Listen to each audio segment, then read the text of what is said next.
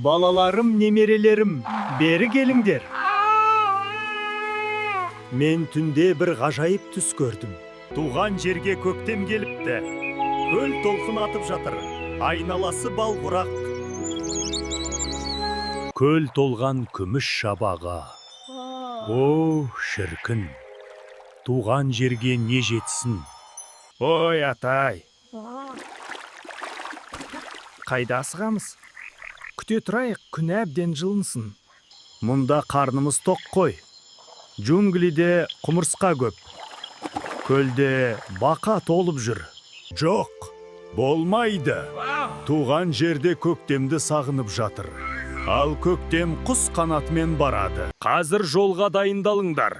Жақсылап азықтанып алыңдар. Күн шықпай көкке көтерілеміз. Сүт пісірім уақыттан соң тырналар жолға дайын болды. Тырналар үшбұрыш жасап, туған жерді бетке алды. Ие, олар 3 күн 3 түн ұшты.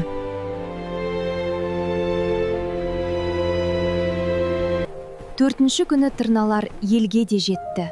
Бірақ алыстан шаршап жеткен тырналар қатты өкінді.